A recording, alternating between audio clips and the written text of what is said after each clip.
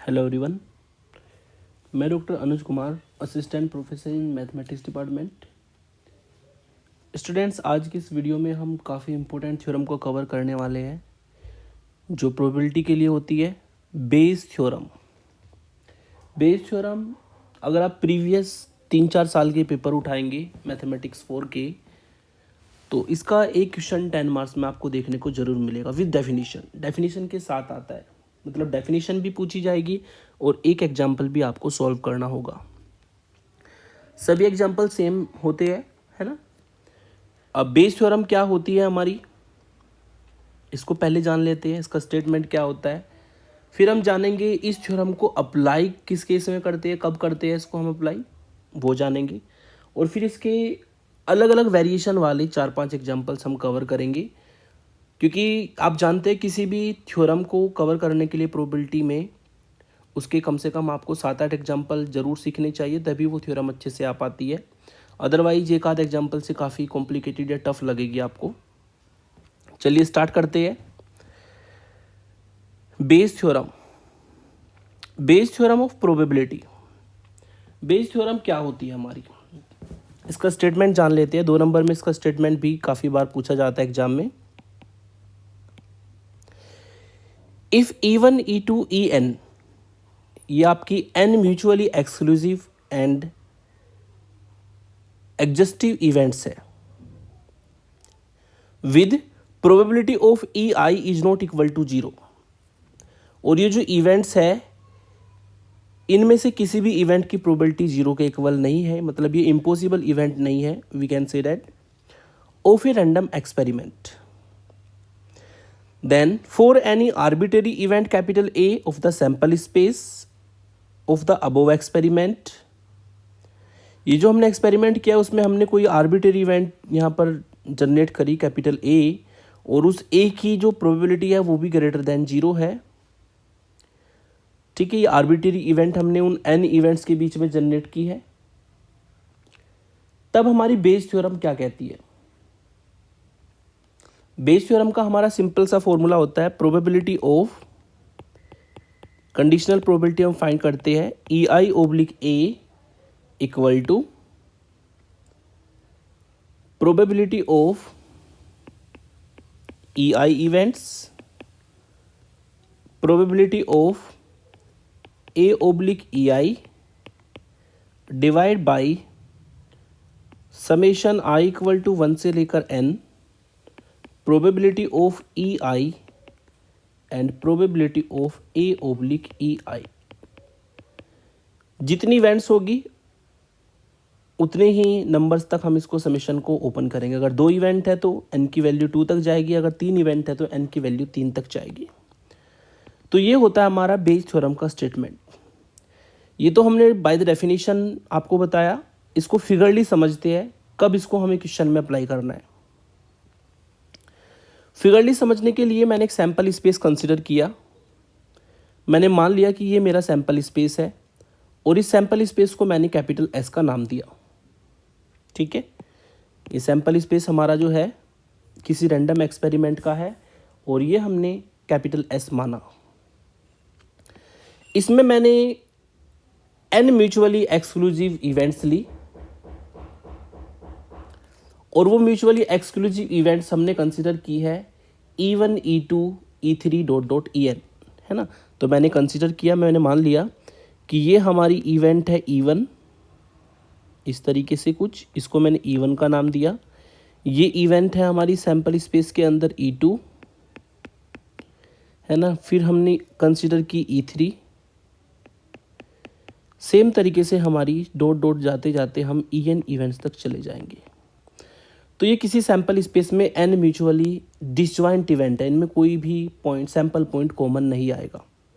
ठीक है, ये सभी इवेंट्स हमारे म्यूचुअली एक्सक्लूसिव या म्यूचुअली डिसजॉइंट है।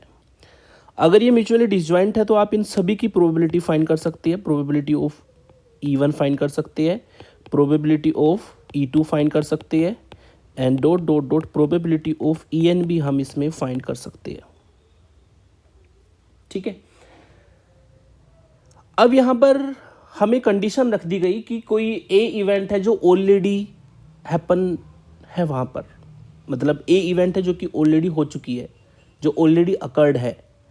तो उस ए इवेंट को भी देख लेते हैं फिगर में कि किस तरीके से बनेगी। मैंने मान लिया कि वो ए इवेंट हमारी कुछ इस तरीके से है, वो ए इवेंट मैं मान लेता हूँ कुछ इस तरीके से है, ये हमारी ए इवेंट है, this is my A event. तो सिंपल सी बात है, जितनी भी इवेंट्स हमारी ये E1 E2 E3 EN हैं, सबके साथ में अगर ए का इंटरसेक्शन करें कुछ ना कुछ कॉमन आएगा। जैसे कि यहाँ पर जो ये कॉमन पार्ट्स पोर्शन है ये वाला, ये हमारा हो जाएगा ए इंटरसेक्शन E1, ये हो जाएगा A intersection E2, A intersection E2, ऐसे ये ए इंटरसेक्शन E3, और ऐसे ही डॉट डॉट करते करते हम जाएंगे तो ए इंटरसेक्शन EN। मतलब इस ए इवेंट का इन एन इवेंट्स में अगर इंटरसेक्शन करें तो कुछ ना कुछ इंटरसेक्शन हमारा होगा, और ये इवेंट ऑलरेडी हो चुकी है। इंटरसेक्शन गया तो सिंपल सी बात है, ये मल्टीप्लिकेशन थ्योरम में जाएगा। मल्टीप्लिकेशन थ्योरम में जाएगा तो जो हमारी प्रोबेबिलिटीज़ है वो कंडीशनल प्रोबेबिलिटी की फॉर्म में चली जाएगी, है ना। यानी कि जो हमने ई की प्रोबेबिलिटी निकाली है E1 की, वो हमारी चेंज हो जाएगी प्रोबेबिलिटी ऑफ, ये हमारी चेंज हो जाएगी प्रोबेबिलिटी ऑफ A/E2 में, सॉरी, प्रोबेबिलिटी ऑफ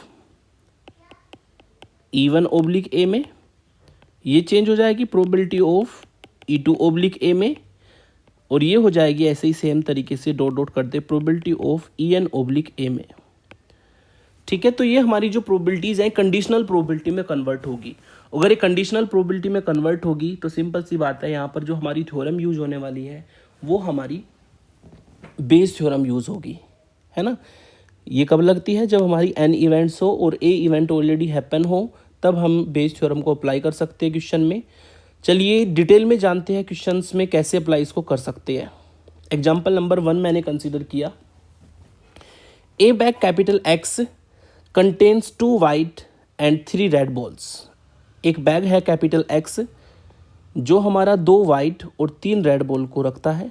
एक बैग है capital Y contains 4 white and 5 red balls. 2 bag है, एक X एक Y, दोनों में इस तरीके से बॉल्स है। 1 ball is draw at random, एक बॉल ड्रा की गई randomly from one of the bags, इनमें से किसी एक बैग में से, and found to be red, और वो जो बॉल निकाली गई है वो हमारी रेड बॉल है। ठीक है, जो निकाली हुई बॉल है वो हमारी रेड बॉल है, मतलब ये ए इवेंट हमारी ऑलरेडी डन है ना। Find the probability that it was draw from the bag Y। हमें ये प्रोबेबिलिटी फाइंड करनी है कि जो हमारी बॉल है वो हमारी Y बैग से आए। तो इवेंट को डिफाइन कर लेते हैं समझने के लिए। हमने इवेंट डिफाइन किया E1 की बॉल हमारी X बैग से ड्रा की जाए। E2 हमने इवेंट डिफाइन की कि बॉल हमारी Y बैग से ड्रा की जाए, और A इवेंट हमने डिफाइन की कि बॉल हमारी रेड हो। ठीक है, अब बाय द बेस थ्योरम हमें क्या फाइंड करना है। ए इवेंट हमारी यहाँ पर ऑलरेडी हो चुकी है, क्योंकि ये हमारा वेरीफाई हो चुका है कि जो बॉल निकाली गई है वो रेड है, तो ए इवेंट हमारी ऑलरेडी डन है ना। और हमें फाइंड करनी है प्रोबेबिलिटी कि ये जो बॉल निकाली जाएगी ये हमारी Y बैग से आए। Y बैग के लिए हमने इवेंट मानी है E2, यानी कि हमें E2 की प्रोबेबिलिटी को फाइंड करना है, और A हमारी ऑलरेडी डन है इवेंट। ठीक है, यानी कि प्रोबेबिलिटी ऑफ E2/A फाइंड करना है। तो सिंपल सी बात है, यहाँ पर हमारा बेस थ्योरम अप्लाई होगी।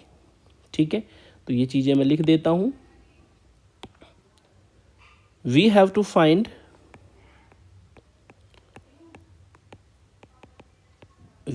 Find probability of E2/A।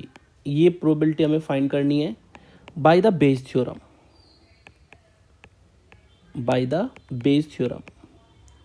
Base theorem से हम इसको निकाल सकते हैं। बेस थ्योरम का फॉर्मूला अगर हम 2 इवेंट्स के लिए डिफाइन करें तो प्रोबेबिलिटी ऑफ E2/A, ये हमारा होगा probability of E2 into probability of A/E2 divide by 2 event के लिए हम समेशन को ओपन करेंगे, तो probability of E1 multiply probability of A/E1 plus probability of E2 multiply probability of A/E2, इसको हम इक्वेशन नंबर 1 डाल लेते हैं। यानी कि अगर हमें यहाँ पर बेस थ्योरम को अप्लाई करना है, हमें 4 चीज़ें चाहिए। एक तो E2 की प्रोबेबिलिटी, A1 की प्रोबेबिलिटी, ठीक है, probability of A/E1, probability of A/E2, ये 4 प्रोबेबिलिटी हमें निकालनी होगी यदि हमें यहाँ पर बेस थ्योरम को अप्लाई करना है। ठीक है, अब हमें निकालना है E1 और E2 की प्रोबेबिलिटी, है ना। E1 E2 जो कि 2 बैग है, 2 बैग में से अगर किसी एक का सिलेक्शन करते हैं तो इक्वली लाइकली इवेंट होगी, 1/2 1/2 उनकी प्रोबेबिलिटी होगी, 2 बैग में से एक को सिलेक्ट करने की probability. Since the 2 bags are equally likely to be selected then, फिर तो दोनों बैग के लिए आप प्रोबेबिलिटी फाइंड कर सकते हैं। Probability of E1 probability of E2 equally likely है, 2 बैग में से एक बैग का सिलेक्शन अगर करते हैं तो 1/2 हमारी प्रोबेबिलिटी होगी। अब हमें निकालनी है probability of A/E1 probability of A/E2, मतलब जो बॉल है हमारी वो रेड हो और वो एक्स बैग से आए, जो बॉल है हमारी वो रेड हो और वो वाई बैग से आए, ये दोनों चीज़ें हमें निकालनी है। Also probability of A red ball is draw from the bag x, है ना, ये हमारी कंडीशनल प्रोबेबिलिटी बनेगी। प्रोबेबिलिटी ऑफ, ये हमने इवेंट डिफाइन की है ए रेड बॉल के लिए, तो प्रोबेबिलिटी ऑफ ए हमें फाइंड करनी है और वो एक्स बैग से आए, एक्स बैग्स के लिए हमने इवेंट डिफाइन की है E1, तो ये कंडीशनल प्रोबेबिलिटी हमें फाइंड करनी है ना। और ये कंडीशनल प्रोबेबिलिटी फाइंड करनी है कि जो पहला बैग है उससे रेड बॉल हमारी निकले। फर्स्ट बैग में जो बॉल्स है टोटल हमारी देखें तो 2 और 3, टोटल हमारी 5 बॉल्स है। 5 में से एक बॉल को निकालने का तरीका 5C1, और वो रेड बॉल हो, रेड बॉल है 3 में से एक बॉल निकालने का तरीका 3C1, तो प्रोबेबिलिटी वहाँ पर बनेगी हमारी 3C1/5C1 इक्वल टू 3/5, है ना। 3C1/5C1 इक्वल टू 3/5, ये हमारी प्रोबेबिलिटी हो जाएगी A/E1 के लिए। फिर वही रेड बॉल हमारी जो है वो वाई बैग से आए, तो ये भी हम प्रोबेबिलिटी फाइंड कर सकते हैं। रेड बॉल के लिए ए इवेंट डिफाइन है और वो वाई बैग से आए, उसके लिए हमारी E2 इवेंट डिफाइन है, कंडीशनल प्रोबेबिलिटी होगी, यानी कि हमें ए की प्रोबेबिलिटी चाहिए, E2 हमें गिवन है। तो दूसरा बैग लेते हैं वाई बैग में टोटल हमारी 4 और 5 9 बॉल्स है। 9 बॉल में से एक बॉल को निकालने का तरीका 9C1, और वो बॉल रेड हो, रेड बॉल है 5C1 तरीके, तो प्रोबेबिलिटी होगी 5C1/9C1, 5C1/9C1, जो कि सॉल्व करके 5/9 आएगा। ठीक है, तो इक्वेशन 2 हमारी बन गई और ये इक्वेशन 3 मान लेता हूँ, इसको इक्वेशन 4। अब जो फॉर्मूला हमारा इक्वेशन 1 में डिफाइन है उसमें 2 3 4 ये वैल्यू हम पुट कर देंगे और we will get final required probability using equation 2 3 and 4 in equation 1। तो प्रोबेबिलिटी ऑफ E2/A हम फाइंड कर सकते हैं इजीली। इसका फॉर्मूला हमारा है probability of E2 into A/E2, 1/2 हमने निकाली है, 5/9, ऐसे ही नीचे सारी वैल्यू रख देंगे, 1/2 3/5 प्लस 1/2 प्लस 5/9। कैलकुलेटर से सिंप्लीफाई करेंगे तो 25/52 हमारी रिक्वायर्ड प्रोबेबिलिटी यहाँ पर होगी। दूसरा एग्जांपल लेते हैं। In a bolt factory machine ABC manufactured respectively 25%, 35% and 40% of the total. ठीक है, कोई बोल्ट फैक्ट्री है जो इतने % बोल्ट्स को मैन्युफैक्चर करती है, सॉरी मशीन बोल्ट फैक्ट्री है जिसमें ABC मशीन हमारी इतने % बोल्ट्स को मैन्युफैक्चर करती है। Of their output 5, 4 and 2% are defective bolts. ठीक है, और इनमें से 5%, 4% और 2% जो बोल्ट्स है ABC के द्वारा डिफेक्टिव बोल्ट्स निकलते हैं। ठीक है, a bolt is draw at random from the product and is found to be defective. एक बोल्ट को ड्रा किया गया रैंडमली और ये फाइंड किया गया कि वो डिफेक्टिव है। What is the probability that it was manufactured by the machine B. हमें ये प्रोबेबिलिटी फाइंड करनी है कि वो बोल्ट बी मशीन में मैन्युफैक्चर किया गया हो। तो सबसे पहले हमारा काम है इवेंट्स को डिफाइन करना।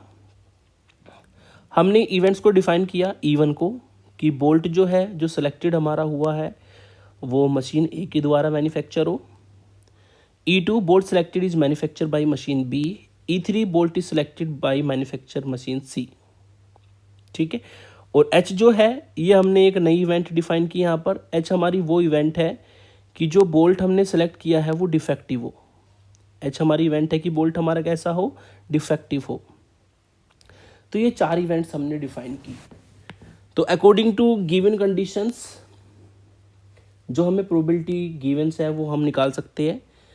हमें ए मशीन के द्वारा जो बोल्ट को मैन्युफैक्चर करने के लिए प्रोबेबिलिटी है E1 की प्रोबेबिलिटी मिल जाएगी 25%। गिवन प्रोबेबिलिटी ऑफ E1 ये होगी 25% यानी कि 25/100 and it means 0.25। Probability of E2 जो है 35% यानी कि 35/100 it means 0.35 and probability of E3 ये हमें गिवन है 40%, 40/100 इट मीन्स 0.40।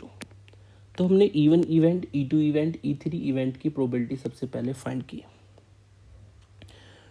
सिंपल सी बात है, 3 इवेंट्स है और H इवेंट ऑलरेडी यहाँ पर डन है और हमें यहाँ पर जो प्रोबेबिलिटी फाइंड करनी है what is the probability that it was manufactured by the machine B. Bolt हमारा डिफेक्टिव है लेकिन हमें प्रोबेबिलिटी फाइंड करनी है कि वो बी मशीन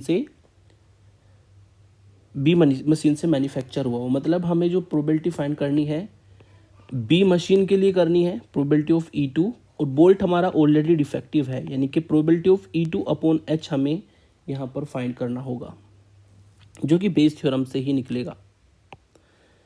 तो इसको निकालने के लिए अब हमें प्रोबेबिलिटीज़ की ज़रूरत पड़ेगी जो कि कंडीशनल प्रोबेबिलिटीज़ होगी।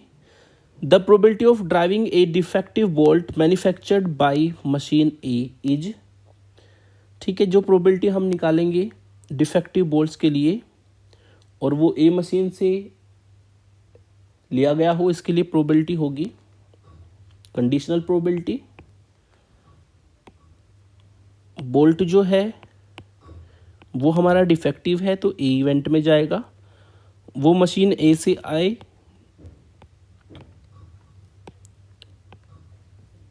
H इवेंट हमने इसको डिफाइन किया था। बोल्ट जो है डिफेक्टिव वो H इवेंट है और वो मशीन ए से आए इसके लिए हमने E1। तो H/E1 ये हमें गिवन है ऑलरेडी। ये गिवन है हमें 5%। डिफेक्टिव बोल्ट के लिए 5% ये हमें गिवन है। 5% का मतलब होगा 5/100 एंड इट मीन्स 0.05। सिमिलरली आप प्रोबेबिलिटी फाइंड कर सकते हैं डिफेक्टिव बोल्ट की E2 मशीन से आने के लिए जो हमें गिवन है, और साथ ही साथ में आप प्रोबेबिलिटी फाइंड कर सकते हो डिफेक्टिव बोल्ट की थर्ड C मशीन से आने के लिए। ये भी हमें गिवन है 4%, 2%। 4% का मतलब होगा 4/100 एंड इट मीन्स 0.04 और ये होगा आपका 2/100 इट मीन्स 0.02। बस अब आपको बेस थ्योरम लगानी है और बेस थ्योरम लगा के सारी वैल्यू पुट करनी है। रिक्वायर्ड प्रोबेबिलिटी हमें फाइंड करनी है कि जो बोल्ट हमारा डिफेक्टिव है वो सेकंड मशीन से आए, है ना, मैन्युफैक्चर्ड बाय मशीन बी। तो हमें प्रोबेबिलिटी फाइंड करनी है सेकंड मशीन E2 इवेंट के लिए और बोल्ट हमारा पहले से ही डिफेक्टिव है, E2/H की प्रोबेबिलिटी फाइंड करनी है तो बेस थ्योरम लगाएंगे। टोटल हमारी यहाँ पर 3 इवेंट है तो 3 इवेंट के लिए समेशन ओपन होगा, probability of E2 into probability of H/E2 divide by probability of E1 into probability of H/E1 oblique भी इसको कह सकते हो आप, probability of E2 probability of H/E2 plus probability of E3 into probability of H/E3। सारी values इसमें put कर देंगे। अगर सारी वैल्यूज़ ऊपर आपने जो निकाले सब पुट की जाए तो 0.35 मल्टीप्लाई 0.04 डिवाइड बाई, ये सारी वैल्यूज इसमें पुट कर देंगे, प्रोबेबिलिटीज़ हमने जो निकाली है ऊपर, और ये आपको मिलेगा 0.25 multiply 0.05 plus 0.35 multiply 0.04 plus 0.40 multiply 0.02 and इसको अगर सॉल्व किया जाए तो सॉल्व करके मिलेगा 0.0140 डिवाइड बाई 0.0345। कैलकुलेटर से सॉल्व करके 0.41 रिक्वायर्ड प्रोबेबिलिटी हमारी होगी। नेक्स्ट एग्जांपल लेते हैं, एग्जांपल 3 काफ़ी इंपॉर्टेंट है, एक बार ये एग्जाम में आ चुका है 2021 के और डेफिनेशन के साथ आता है mostly. The contents of urns first second and third are as follows. ठीक है, 3 अर्न्स है फर्स्ट सेकंड एंड थर्ड, जिसके लिए आपको कंटेंट दिया है। फर्स्ट अर्न में 1 वाइट 2 ब्लैक 3 रेड बॉल है, सेकंड में 2 white 1 black 1 red and third में 4 white 5 black and 3 red balls है। ठीक है, 1 earn is chosen at random, इनमें से 3 में से एक अर्न को चूज किया गया, सेलेक्ट किया गया, एंड 2 बाल्स ड्रा, और उनमें से 2 बाल को निकाला गया। They happen to be white and red, में जो बॉल्स है वो एक रेड है और एक वाइट है। What is the probability that they come from urn 1, हमें यहाँ पर प्रोबेबिलिटी निकालनी है कि वो जो बॉल निकली है वो पहले ही अर्न से आए। ठीक है, इसके लिए इवेंट डिफाइन कर लेते हैं। हमने यहाँ पर इवेंट डिफाइन किया कि लेट E1 की फर्स्ट अर्न चूज किया जाए, E2 सेकंड अर्न चूज किया जाए और E3 थर्ड अर्न चूज किया जाए। और ए हमने इवेंट को डिफाइन किया, the 2 balls are white and red, जो हमारी बॉल निकाली गई है 2 बॉल, एक वाइट हो एक रेड हो, ये हमने इवेंट डिफाइन की कैपिटल ए। अब हमें फाइंड क्या करना है, फाइंड ये करना है कि जो ए इवेंट है वो ऑलरेडी हैपन है, वाइट और रेड बॉल जो है वो हमें ऑलरेडी पता है। अब हमें ये प्रोबेबिलिटी फाइंड करनी है कि वो जो हमारी बॉल निकाली गई है वो अर्न 1 से आए, फर्स्ट अर्न से आए। इसका मतलब we have to find the probability 2 balls come from urn 1 if they are white and red, है ना। तो हमें प्रोबेबिलिटी फाइंड करनी है इवन की जब ए इवेंट ऑलरेडी हैपन है। ठीक है, मतलब इवन इवेंट की प्रोबेबिलिटी फाइंड करनी है कि जो बॉल है वो फर्स्ट अर्न से आए, और ए इवेंट 2 बॉल जो निकाली गई है वो वाइट और रेड हो, वो हमारी ऑलरेडी हैपेंड है। ये हमें फाइंड करना है। तो इसको फाइंड करने के लिए हमें बेस थ्योरम अप्लाई करनी होगी, क्योंकि एक इवेंट ऑलरेडी हैपन है और 3 इवेंट यहाँ पर E1 E2 E3 हमारे क्वेश्चन में दी गई है पूरे सैंपल स्पेस में। तो E1/A की प्रोबेबिलिटी फाइंड करने के लिए बेस थ्योरम अप्लाई करेंगे। 3 इवेंट है तो 3 इवेंट्स के लिए आपको probability of E1, probability of E2, probability of E3 ये सब पहले फाइंड करना होगा।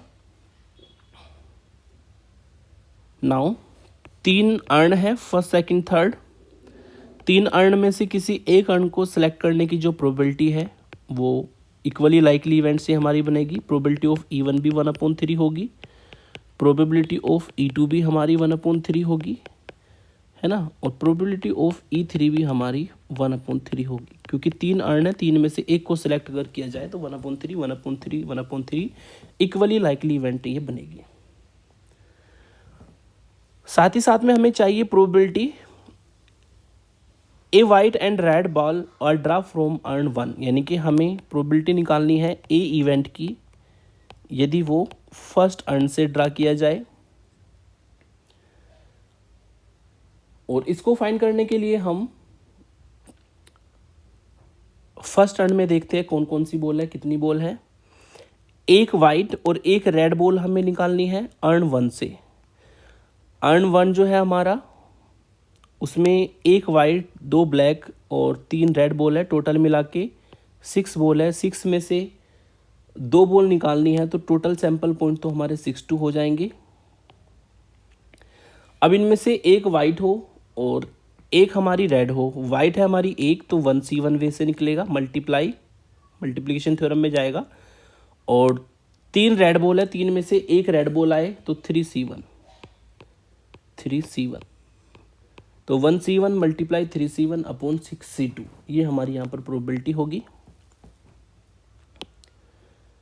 1C1 multiply 3C1 upon 6C2। और अगर यहाँ पर इसको ओपन करें तो 1C1 का मतलब 1 होता है, 3C1 का मतलब 3, और 6C2 को भी आप सॉल्व कर सकते हैं। फैक्टोरियल 6 फैक्टोरियल 2 फैक्टोरियल 6 - 2 है ना। और after solving you will get factorial 6 को ओपन करना होगा। फैक्टोरियल 6 को ओपन करने पर 6 × 5 फैक्टोरियल 4। फैक्टोरियल 2 को ओपन करने पर 2 × 1 फैक्टोरियल 4 से फैक्टोरियल 4 कटेगा, 2 से ये 6 कटेगा, तो 2 से ये 6 कटेगा तो 3 मिलेगा, तो आपको टोटल 15 मिलेगी यहाँ पर वैल्यू उसकी। सॉल्व करने पर ये 1/5 आपको प्रोबेबिलिटी देगा। तो ये हमने फर्स्ट अर्न के लिए निकाला। अब हम सेम तरीके से similarly second earn, third earn के लिए निकालेंगे। सिमिलरली प्रोबेबिलिटी निकालनी है कि बॉल हमारी एक रेड हो एक वाइट हो, लेकिन वो अर्न सेकंड से आए। अर्न सेकंड में हमारी टोटल बॉल है 2 3 4, यानी कि 4C2 तरीके से हम निकाल सकते हैं 2 बॉलों को। एक वाइट हो एक रेड हो, 2C1 और 1C1 बनेगा हमारा। 2C1 मल्टीप्लाई 1C1, और इसको अगर सिंप्लीफाई किया जाए तो सिंप्लीफाई करके आपको 1/3 मिलेगा। सेम तरीके से बॉल हमारी एक रेड हो एक वाइट हो, लेकिन वो थर्ड अर्न से आए। थर्ड अर्न में जो टोटल बॉल्स है वो हमारी 5 4 9 3 12 है। 12 में से 2 निकालने का तरीका 12C2। उनमें से एक बॉल वाइट हो एक रेड हो, 4 हमारी टोटल वाइट है तो 4C1, और 3 हमारी टोटल रेड है तो 3C1। मल्टीप्लिकेशन थ्योरम में जाएगा, मल्टीप्लाई कर देंगे, 4C1 मल्टीप्लाई 3C1 सॉल्व करके 2/11 आपको ये फैक्टोरियल से ओपन करने पर मिलेगा। अब हम बेस थ्योरम को यहाँ पर अप्लाई कर सकते हैं। Now by base theorem, Bayes theorem थी आपकी कि हमें फर्स्ट अर्न से एक वाइट और रेड बॉल आने की प्रोबेबिलिटी निकालनी है। फर्स्ट अर्न के लिए probability of E1 into probability of A/E1, नीचे समेशन 3 बार 3 वैल्यू के लिए ओपन कर देंगे। Probability of E1 probability of A/E1 plus probability of E2 probability of A/E2 and probability of E3 into probability of A/E3। सारी values आपने ऊपर निकाली है, सारी वैल्यूज़ यहाँ पर पुट करेंगे। पुट करने पर आपको मिलेगा 1/3 1/5 1/3 multiply 1/5 plus 1/3 multiply 1/3 plus 1/3 multiply 2/11। After solving you will get final answer. Calculator से सॉल्व कर लेंगे इसको, 33/118। ये हमारा यहाँ पर फाइनल आंसर होगा।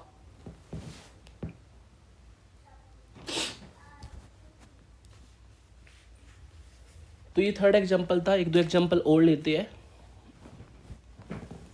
कोशिश मैंने यही की है कि सभी इंपॉर्टेंट एग्जाम्पल हमारी वीडियो में कवर हो। वीडियो थोड़ी लेंथी बनेगी, स्टेट द बेस थ्योरम काफ़ी इंपॉर्टेंट है, ये 2019 के पेपर में आया है एग्जाम में।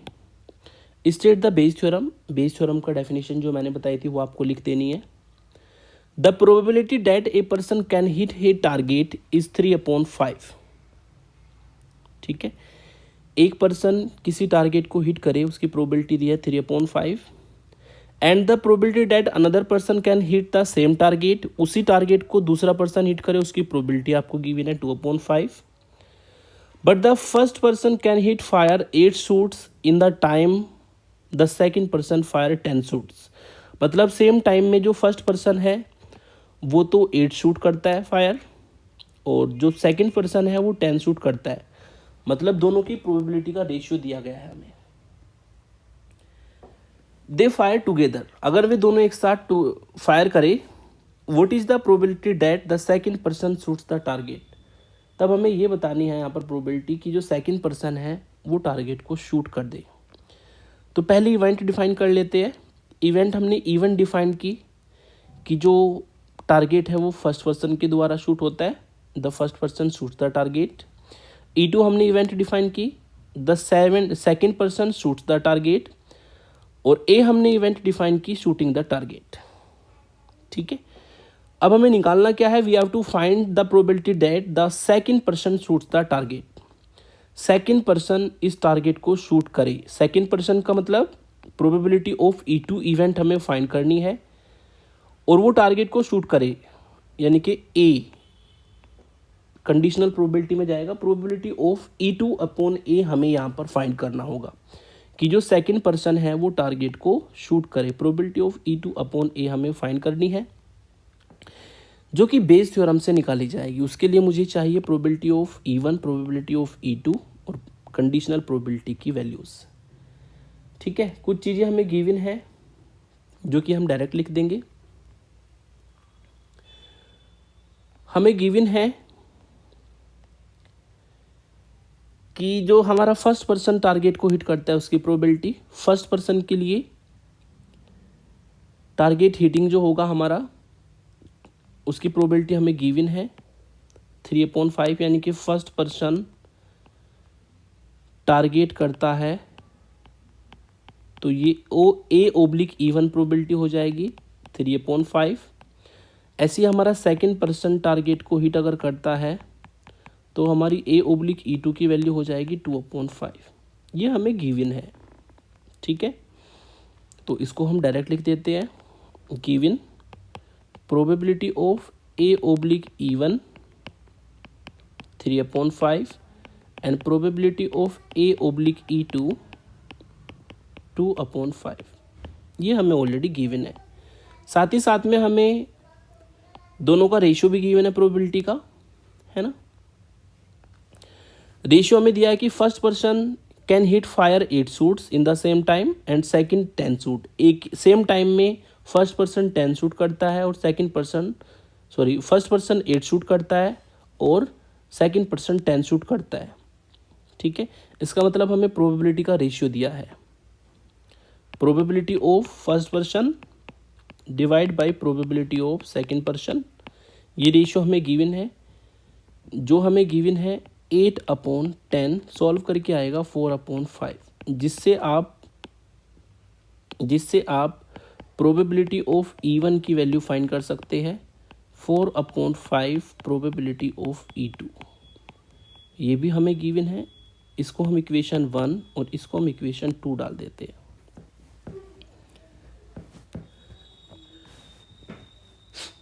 अब हम बेस थ्योरम को लगाते हैं और बेस थ्योरम को लगा करके इसका सॉल्यूशन निकालते हैं। बेस थ्योरम से हमें फाइंड करनी थी probability of E2/A, probability of E2/A। अगर आपको ये प्रोबेबिलिटी फाइंड करनी है तो बेस थ्योरम लगेगी। Probability of E2, probability of A/E2 divide by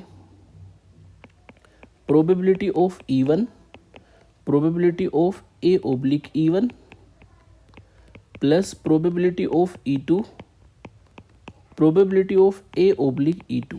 सारी वैल्यूज पुट कर देंगे। प्रोबेबिलिटी ऑफ E2 जो हमारी यहाँ पर है इक्वेशन 2 में, वो है 4/5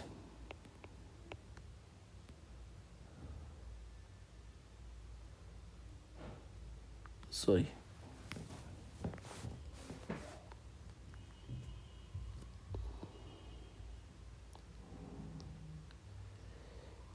ये हमें जो प्रोबेबिलिटी ऑफ A/E1 है, ये वैल्यू गिवन है 3/5।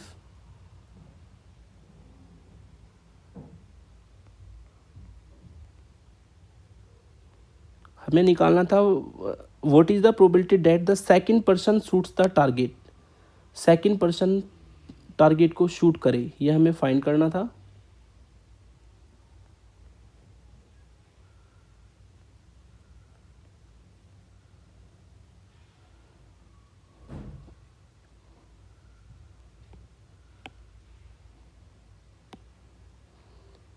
यस, प्रोबेबिलिटी ऑफ E2 अगर निकाले तो 5/4 इक्वेशन 1 से, और A/E1 निकाले तो A/E2 निकाले तो 2/5, और प्रोबेबिलिटी ऑफ E1 भी यहाँ पर आएगा, divide by probability of E1 को प्रोबेबिलिटी ऑफ E1 ही रहने देते हैं।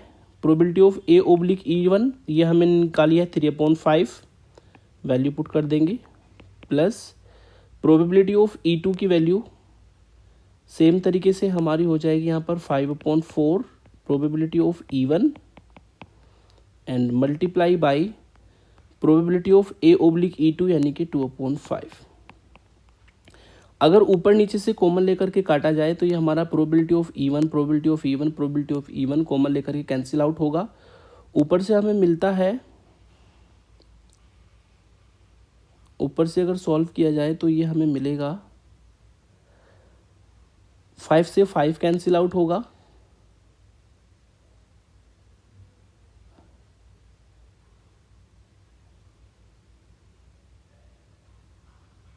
1/2 डिवाइड में हमें मिलेगा 3/5 प्लस 5/4।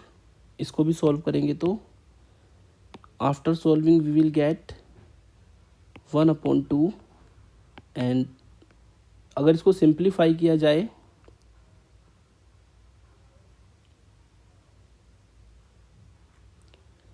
वन अपॉन टू, नीचे एलसीएम आएगा हमारा 10, ये हो जाएगा 6 और ये हो जाएगा 5, एंड इट मीन्स 1/2, ये ऊपर जाकर रेसिप्रोकल होगा 10/11, तो 5/11 हमारा फाइनल आंसर होगा।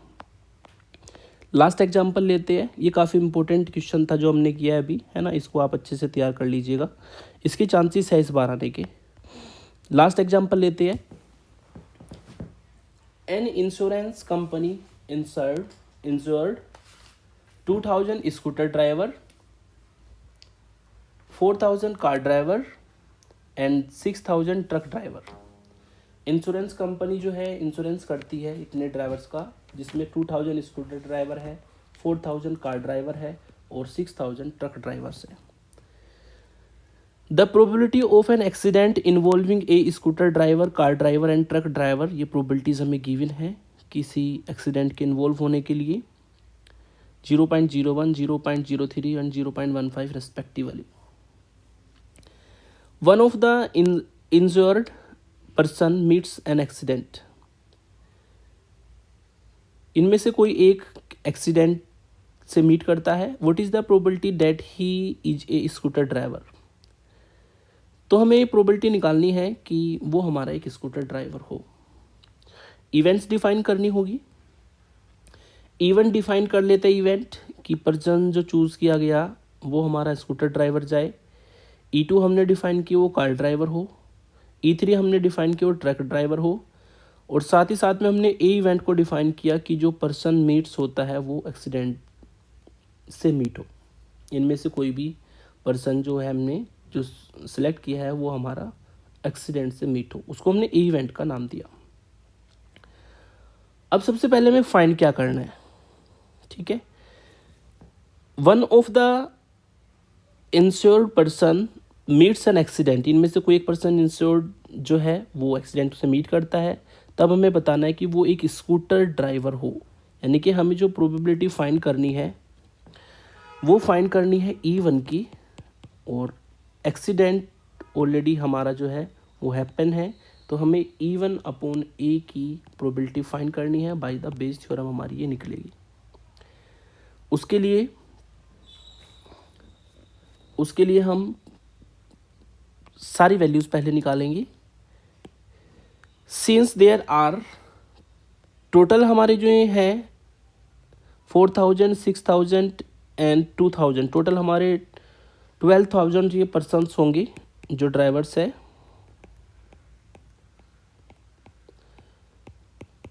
देयरफॉर अगर आप स्कूटर ड्राइवर होने की प्रोबेबिलिटी निकालें तो ये हो जाएगा 2000 स्कूटर ड्राइवर है, टोटल 12,000 है, तो इसको सॉल्व करके 1/6 मिलेगा। सेम तरीके से कार ड्राइवर के लिए निकालेंगे। कार ड्राइवर है हमारे 4000, टोटल है 12,000, सॉल्व करके 1/3। और फाइनली ट्रक ड्राइवर के लिए निकालेंगे। ट्रक ड्राइवर है 6000,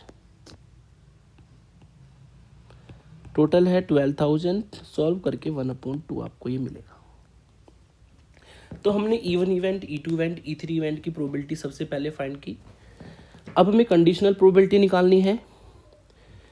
ये हमें गिवन है, given that probability that a person meets with an accident, he is a scooter driver. मतलब आपको ये गिवन है कि जो हमारा पर्सन मीट्स करता है एक्सीडेंट से, यानी कि प्रोबेबिलिटी ऑफ ए, वो हमारा स्कूटर ड्राइवर हो, यानी कि E1 इवेंट से रिलेट करे, जो कि कंडीशनल प्रोबेबिलिटी हो जाएगी। ये हमें गिवन है 0.01। सेम तरीके से जो एक्सीडेंट से मीट करता है पर्सन हमारा, वो कार ड्राइवर हो, ये भी हमें गिवन है 0.03।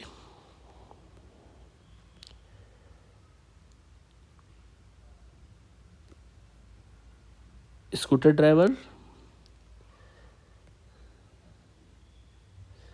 और ये हमारा हो जाएगा स्कूटर के बाद कार ड्राइवर।